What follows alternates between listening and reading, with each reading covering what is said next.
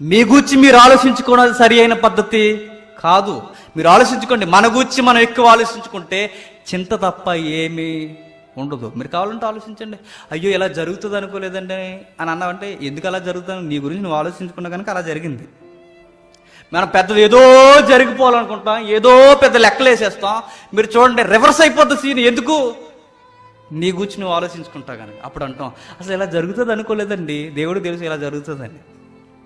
అలా జరగకుండా ఉండాలి అంటే గుర్తుపెట్టుకోండి, నువ్వు ఎవరి కోసం ఆలోచించాలి? దేవుని కోసం ఆలోచించాలి. దేవుని మీదే ఎవ్రీడే, నీ తిండి విషయంలో, నీ వస్త్ర విషయంలో, ప్రతి విషయంలో దేవునితో కొలుసుకోవాలట. కానీ మనం ఎంత సీరియస్గా, అప్పుడప్పుడు మనం ఎంత యాక్టింగ్ అంటే, ఫంక్షన్కి వెళ్ళాలంటే మరి ఎంత టిప్ టాప్గా మనం బట్టల కోసం ఎంత సీరియస్గా ఆలోచిస్తూ ఉన్నాం. మనం ఏవి రెడీగా ఉన్నావా వేసుకెళ్ళిపోవడమే. మ్యాచింగ్లు అవి ఏం అవసరంలా, ఇచ్చాడు కప్పుకున్నాం వెళ్ళిపోవాలి. రెడీగా ఏమన్నా ఇంట్లో ఒకవేళ లేకపోతే ఇస్తూ చూసుకు వెళ్ళిపోవడం, అంతేగా. ఇప్పుడు దాని గురించి పెద్ద సీరియస్గా మనం ఆలోచించాల్సి వస్తుంది, అవసరం లేదు. కానీ మనం చూడండి, మరి ముఖ్యంగా ఈ డిజైన్ చేసుకునేటప్పుడట బాగా ఎక్కువగా ఆలోచించేది ఎవరట? వీళ్ళే, సహోదరి. వాళ్ళ గురించి ఒక ట్యాగ్ లైన్ ఉంది. ఏంటో చెప్పిన, 3 గంటలు రెడీ అయిపోయి, మీకు చెప్పాను గతంలో, 3 గంటలు రెడీ అయిపోయి, ఈయన అరగంట ఇప్పుడు వస్తాను, ఒక పని ఉంది, అరగంటలో వస్తాను ఇక్కడ రెడీగా ఉన్నట్టు ఈ లోపల కూర్చుని ఉంటుందట. కూర్చుని ఉన్న తర్వాత 3 గంటలు రెడీ అయిపోయింది కదా, సరే రెడీ వెళ్దాం, పని అయిపోయింది వెళ్దాం అంటే ఒక 10 నిమిషాలు ఉండదు అంటదండి. మరి 3 గంటలు రెడీ అయ్యో, అదే ఇదే అనమాట. లోపలికి వెళ్ళిపోయి వెయిటింగ్.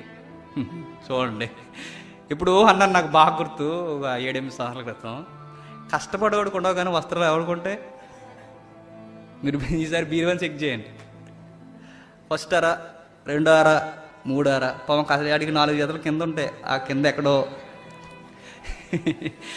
ఈవిడికి చూడండి అన్నీ ఎన్నో. పాపం అప్పుడప్పుడు వాడు క్వశ్చన్ వస్తుంది రాదా నాకు తెలియదు, కానీ పని చేసి కష్టపడేవాడికి నాకు 4 జతలు, ఈవిడికి 3 అరలు.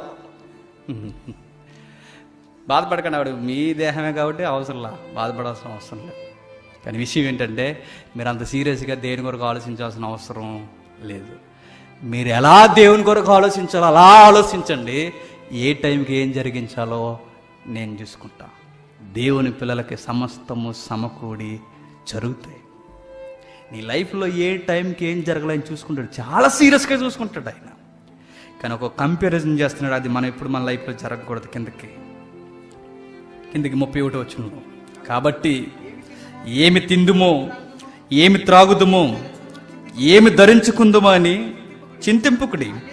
అన్యజనులు వీటన్నిటి విషయమై విచారిస్తారు. విచారిస్తారంటే వీటన్నిటి గురించి అన్యజనులు ఎక్కడ విచారిస్తారు? ఎక్కడ వారు ఎక్కడ వాళ్ళు విజ్ఞాపన చేస్తారు? ఎక్కడ వాళ్ళు బాధపడుతూ వ్యక్తీకరణ చేస్తారు? వాళ్ళ దేవతల దగ్గర అడిగేవేంటి? బలులిచ్చి. అన్యులు వాళ్ళ దగ్గర అడిగేదేంటి? వాళ్ళ దేవతల దగ్గర తిండి కొరకు, బట్ట కొరకు, సుఖభోగాల కొరకు, శాంతి జరగాలని అన్య దేవతల దగ్గర అన్యులు అడుగుతారు. మీరు కూడా అవే అడిగితే మీకు వాళ్ళకి పెద్ద తేడా ఏమీ లేదు. వాటి గురించి అన్యులు ఆలోచించినట్లుగా మీరెందుకు ఆలోచిస్తున్నారు? మీరు ఆలోచించకండి అంటున్నాడు. క్రైస్తవులానే ఆలోచించారు. మీరు పైనున్న సంగతుల మీదే మనసు ఉంచాలి తప్ప భూ సంబంధమైన సంగతుల మీద మనస్సు ఉంచకూడదు. వారి కడుపుకే వారు దేవుళ్ళు అంటే దాని అర్థం ఏంటనుకుంటున్నారు? మన కోసం మనం ఆలోచించుకోవడం. అందరూ తమ సొంత కార్యములే చూసుకుంటున్నారంటే దాని అర్థం ఏంటి? దేవుని కన్నా భౌతికమైన విషయాలు నువ్వు ఎక్కువగా ఆలోచించు. నువ్వు ఒక సీక్రెట్ చెప్పాడు యేసుక్రీస్తు మనందరికీ. ఆ ఓపెన్ సీక్రెట్ ఏంటో చెప్పిన, మొదట ఆయన రాజ్యమును నీతిని ఎతకండి, అప్పుడు ఏవన్నీ నువ్వు ఇంకా బ్రాకెట్లు ఏం పెట్టుకోవచ్చు, అవన్నీ నీకేవైతే అత్యవసరమో అవన్నీ ఆయన టైంకి ఇస్తాడు. నీ టైంకి నీకు ఉద్యోగం అవసరమా? నీ సేవలో మరింత బలపడడానికి ఇస్తాడు. నీకు మంచి సహచరిని కావాలా? ఆయన చక్కగా చూస్తాడు. ఎందుకంటే నువ్వు పుట్టక మునిపే మీ ఆవిడ ఎక్కడ పుట్టాలో ఆయనకు బాగా తెలుసు.